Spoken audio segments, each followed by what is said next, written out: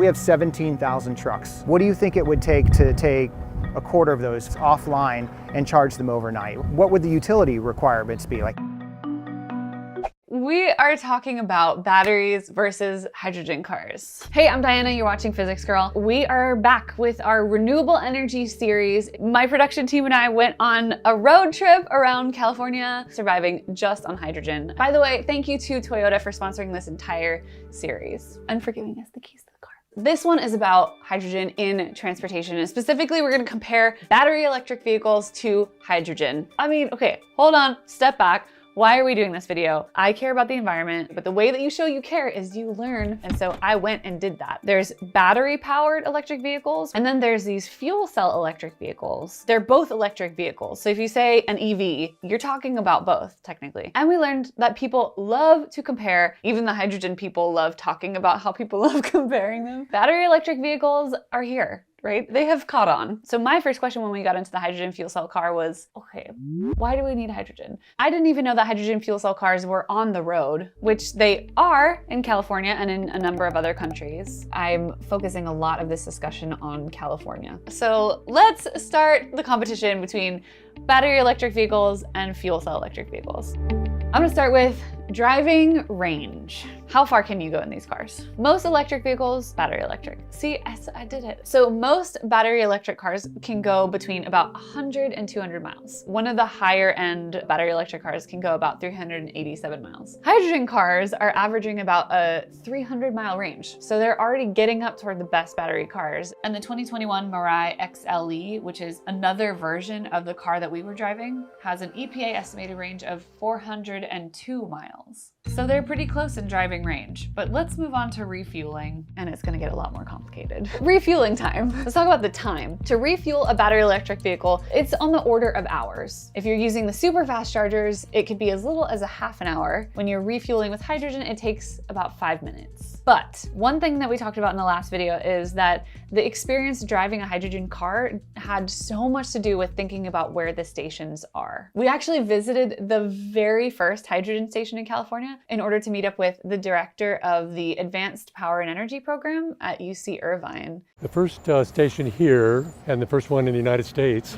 was in January of 2003. So now it is May 2021, there are 45 hydrogen stations in California. So for comparison on the numbers, 5,000 supercharging stations. And there are about 45 hydrogen stations in California. So the one thing I will say is, like, if a hydrogen station is down, that adds a lot of time to your refueling time. Battery electric vehicles went through that phase as well. They're a lot further along in their ascent to the mainstream. So there's about 15 million cars and 250,000 of them are battery electric. Then there's 8,000 fuel cell cars. That's how new the hydrogen technology is. We have now almost 8,000 cars on the road in California. So we started with hybrid electric vehicles in kind of like the 90s or so. Those took off like a hockey stick. Where you're coming up and not quite going up this way in the market. In energy, we talk about that as being a kernel development time. And then you get to a point we call the activation energy, when the market self-propagates, it just grows. That's what we're seeing now with these fuel cell and battery electric vehicles. You sort of saw this with electric cars actually, but the crook of the stick was in about 2012. Hydrogen is obviously a lot further behind. There's, I think, about 8,000 gasoline stations for cars in California. So by doing some work and actually figuring out how many you would need to cover that same amount, it's maybe about 1,000 stations. And it can be co-located at gasoline stations. The other thing to consider is where you can refuel. 50% of people here live in multifamily housing. We don't all have garages. We don't all have parking spots. We don't all work at forward-leaning technology company that lets us charge for free when we drive our electric vehicles to work, right? I live with roommates and I cannot put a charger into the house that I rent. But I could do hydrogen if there were a station close enough to where I live. So what have we got? We've got the stations are very few and far between. It can be much more convenient to charge at home, but not everyone lives in a home that they own where they can put a charging station. Everybody loves a competition. So let's move on to efficiency. So if we first look at the specific energy of hydrogen versus batteries, and that is a measure of the amount of energy you get per weight. With hydrogen, it's 35,000 watts per kilogram. With batteries, I'm talking about lithium-ion batteries, it's 200. Best case, kind of close to 300. But the overall efficiency of hydrogen is 25 to 35%, whereas battery electric vehicles is 70 to 90. 25 to 35 versus 70 to 90. So let's look now at the losses that happen. So in order to get energy to charge your batteries, you have to produce the electricity somewhere at a power plant, then it's sent down the transmission lines, and there's some loss of energy in that process. And then a small amount is lost to charging the battery, and then somewhere in there's AC to DC conversion loss, and then the loss getting the electricity from the battery to the wheels. You're looking at a total loss or total efficiency of 70 to 90% for batteries. So for hydrogen, if you do electrolysis, which is the cleanest way of getting the hydrogen, you lose 30% of your energy. If you used a proton exchange membrane, it'd be a bit more efficient, but those are, again, still more in the development stage. And then you lose energy compressing the hydrogen or cooling it, and then in transporting it, and then there's a significant loss going from the fuel cell to the wheel. Add all of that up, and you're looking at a 25 to 35% efficiency for fuel cells. And it's mostly things that you can't get around, which means you have to use about twice as much energy to produce hydrogen and then to use hydrogen for your cars as you do to produce electricity for your battery cars. The other thing to consider with efficiency is that batteries lose capacity over time. That doesn't happen nearly as much with fuel cell electric vehicles. Let's look at other uses within transportation for batteries and hydrogen besides just passenger cars. The beauty of a fuel cell is it's so modular and scalable. So you can go down to, there's literally products that charge your phone, like a little tiny little fuel cell that charges your phone, all the way up to something like a plane. Batteries are scalable too. You can put them in your phones, your computers, your trucklas. So the general consensus is that both batteries and fuel cells are great for uses in transportation, even beyond passenger cars. But when it comes to carrying more weight, going farther, going faster, fuel cells have the advantage. And the reason why is because of one graph, and I'm gonna show it to you guys right now. What you're seeing here is, on this axis, you're seeing the vehicle test weight. So that's how heavy the vehicle is. And then over here, you're seeing the range. So fuel cell and battery electric vehicles start out about the same. It's worse than a linear scale upward as you increase the range of lithium-ion battery vehicles. When you get up to 400 miles, you're looking at a difference of about 1,500 kilograms. One of the people that we talked to was from a nonprofit called Energy Independence Now that is aiming to move away from petroleum dependence. And we talked about the type of cars that people use. Where I lived in Colorado, people really used these vehicles to their full capacity. Four-wheel drive every weekend, 4 people, dogs, skis, snowboards on top of the cars. Really have to give consumers what they want if we expect to be successful. The hydrogen has a very high gravimetric energy storage density. So as you add more range to the vehicle, you're not also adding more weight. Whereas with battery electrics, there is kind of a tipping point where you're just adding more weight and therefore you can't get more range. And that's just in the 400-mile range. And that's the range we're looking at for passenger vehicles. I feel excited about it, the fact that it allows people to have choice. It's so flexible. Some of my research has been looking at other sectors other than on-road, so looking at ships and looking at rail. I think fuel cells are going to make a whole lot more sense for trucks and SUVs. And Toyota, among other auto manufacturers, are already testing big rig fuel cell trucks. We actually got to see one. We went to visit one in the Port of Long Beach. You know, some of the differences that I see as a driver, one would be the quietness of the fuel cell itself. If you have a passenger, you literally can converse with them. Actually, just about every major truck automaker is developing fuel cells right now. So between the likes of Daimler, Volvo, Freightliner, Mack, all of them kind of funneling and getting onto the development of fuel cells. Even startup companies, Hyzon, Nikola. Is anyone working on battery electric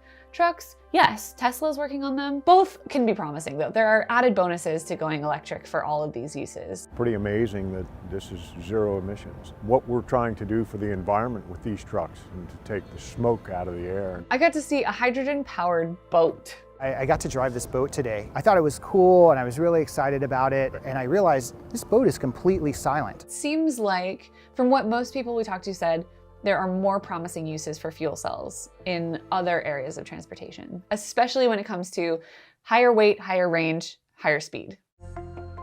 So the infrastructure for the charging network and the refueling network is not there. And it's much less there for hydrogen than it is for batteries. There are just not enough hydrogen stations yet. there's still some kinks to be worked out. We were having issues with the nozzles freezing up. So we went from these like very isolated applications for these nozzles where they were used, by professionals. Everyday consumers were trying to use it while they're talking on their phone and bouncing a baby, or we were experiencing these issues, and people for some reason decided that pouring water on a frozen nozzle would thaw it out, when in fact it was just getting more moisture inside the nozzle and was causing it to freeze more. Where we need work is on the equipment to have it be more reliable. So the new stations will have more than one dispenser. If we replaced all 15 million cars in California right now with electric vehicles and plugged them all in at the same time at night, the grid would fail. Well, hey, we have 17,000 trucks at the Twin Ports here. What do you think it would take to take a quarter of those, 4,000 trucks offline and charge them overnight? What are the economic impacts of taking 4,000 trucks off duty to charge for whatever, 4 hours, 12 hours, however long it takes? When you look at scale that large. But if instead you had some of those people charging and plugging in, and then some people could go to a nearby hydrogen station, in some places it's going to make more sense to upgrade your electrical grid. In other places it's going to make a lot more sense to install a hydrogen station. My aha moment when I was working in Japan, I was commissioning a station, and you would have a Mirai customer come up and then a Clarity customer come up and just fill one after another. 5 minutes, 5 minutes, 5 minutes, and there goes another zero emission vehicle. It made so much sense. There are really interesting considerations from an infrastructure perspective. How many people can charge, where they can charge, or how many people can refuel, where they can refuel. So we take a look at kind of user behavior from proxy vehicles like battery electric and hybrid electric, because we think those are the type of drivers who might also be willing to adopt and drive a fuel cell vehicle. Energy diversification is so important. The more diversification you have, the more security you have. If there's a hydrogen shortage, you can charge an electric car. Or for whatever reason, the electrical grid is down. If you have hydrogen cars available, you can go refuel with hydrogen. During the middle of the day, with more renewables like solar and wind, we can absorb those renewables and absorb those electricity stored in the batteries. And then during the night, when the sun is not shining and the wind is not blowing, we can then reuse that electricity and then discharge that back to buildings or homes or the electric grid. I think it was echoed by most people we talked to. There are no winners and losers. The majority of questions that we are asked is, what about the battery electric vehicle, the BEV? Is that going to win? Or is this fuel cell electric vehicle going to win? But it turns out they're both going to be winners because they're both going to be needed. So I grew up in China, and smog was like a really big thing in China. And that's what made my mind into like, okay, we gotta find a way to reduce the air pollutants. This competitive nature that we all have as Americans of wanting to pick this winner. And I just wanna scream from the hilltops, hey, we need both of these. It's not apples or oranges, it's apples and oranges. No one would ask which fruit is gonna win. You're always gonna have both. Do you see where I'm going with all this? Really? We're not only addressing the climate, but we're also addressing that poor air quality. We're providing a lot of health benefits. Seeing the change has been really great. Thank you so much for watching. Stay tuned for the next video in the series, which is going to be about energy storage. Thank you to Toyota for sponsoring this series, and happy physicsing.